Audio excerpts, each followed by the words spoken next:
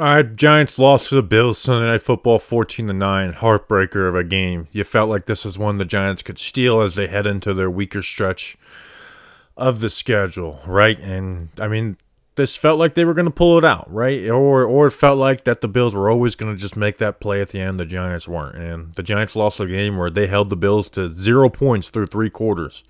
The defense's energy, like, the McKinney quote last week of, hey, what we're not going to do is blame the defense. Well, if that wasn't justified last week, it sure as hell was justified this week. And that energy is going to grow until this Giants offense can do anything. Can do anything consistently.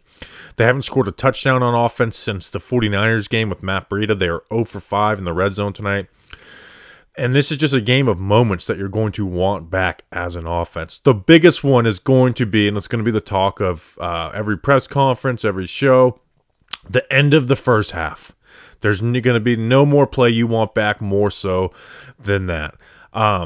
You have 14 seconds left, no timeouts. You're at the 1-yard line. Running the ball there is inexcusable. And Dable basically said that, right? And he showed it on the sideline. He was pissed off at Tyrod Taylor as my phone beeps. Dable said that it was communicated to Tyrod, like, hey, don't run this ball. And then Tyrod Taylor said that he thought that he would have time to spike the ball, but ultimately he shouldn't have checked out of that play. And I'll talk about Tyrod's overall game in a second, but that is game-changing, right?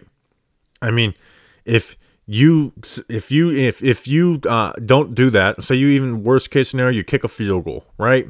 Okay, well the Giants are a field goal kick away from winning the game. Then at the end of the game, they don't have to go, get a 1-yard touchdown at the end of the game. That's just kind of stuff you can't have happen, man, unless you have like the most obvious look in front of you, and they obviously didn't. And it's not like the Giants' run game was really good, anyways. You just can't do that. And then the last play of the game on Darren Waller, I mean, that was definitely holding. You really can't deny it. They showed it. He's literally holding and pulling on Waller. He can't get his left arm up, but I'm not gonna spend this whole video talking about that. But overall, I did think Tyrod Taylor did as good as a solid job as a backup quarterback, right? And you brought into here to have it not be a total chaos, right? To be able to move the chains, to be able to escape pressure. And I thought he did that pretty solidly all game long, outside of, again, the end of the half. And then the drive where they threw the 2 deep balls at the end of the game, the one to Hyatt and the one to Slayton on the 3rd and 4th down. The 3rd down, Wandale's wide open on a whip route, and he just throws it deep in the double coverage to Hyatt. But outside of that, I mean, he hit the 2 slot fades to Darius Slayton on 3rd down. Those were big plays that led to points. You were 10 for 19 on 3rd down overall. Like, you're able to operate an offense with the offensive line, and they didn't get any help from the run game, right? The run game was useless outside of one drive. Like that last field goal drive, the running backs had 6 carries for 68 yards. The rest of the game, 23 carries for 40 yards. The Bills had 9 tackles for a loss on defense. I mean, the run game put them behind. It was a huge disadvantage for them. You also had, the penalty on the Hyatt big play that they called back, which I don't think that should have been called, but it was. I thought Tyrod Taylor did his job outside of those 2 mistakes, right? And the first one, the end of the half, being as big as a mistake as you could have. That's not necessary. That's not just like, oh, you threw this interception or whatever, bad read. Just like you just flat out can't do that. And I thought the pass blocking held up fairly well. Got a rewatch, but the run blocking was atrocious, right? Like they just had no time to make any plays.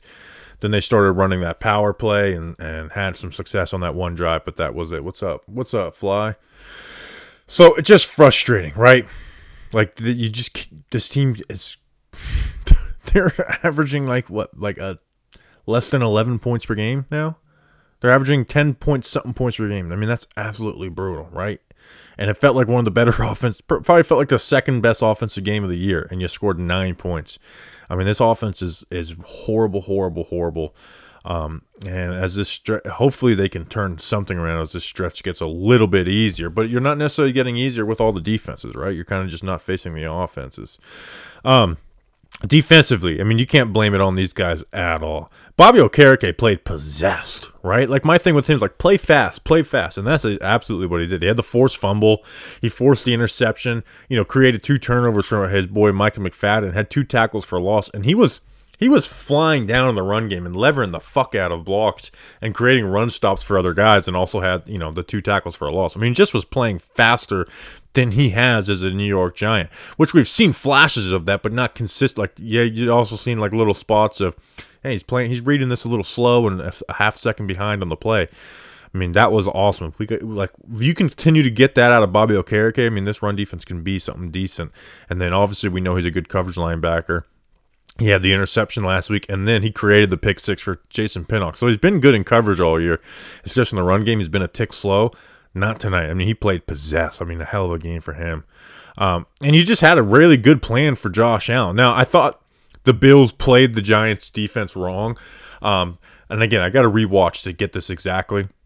But it felt like the Bills were keeping in extra blockers, expecting all the Giants' blitzes. But Wink wasn't going to blitz Josh Allen a ton until you got into these 3rd and longs.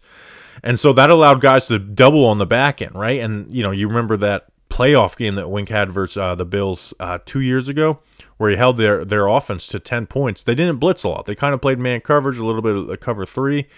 And you know, on 1st, 2nd down, you weren't seeing the blitzes. Now, you also weren't able to create pressure even when you did, or not be able to create production when you get those blitzes. They got pressure, but that's where Allen is just so good. He's so good at avoiding those sacks, and keeping himself from getting hits and keeping plays alive, even if it's not, you know, the ultimate win on those plays. He's not getting sacked.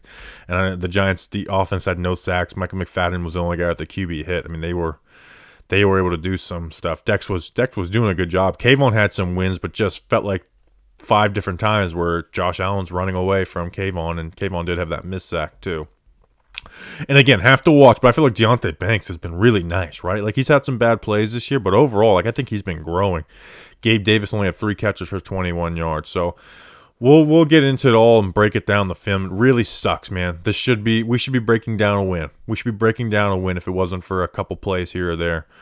So we appreciate you guys. Have a podcast out in the morning. Until then, let's go. Like and subscribe, all that shit. Let's go Big Blue.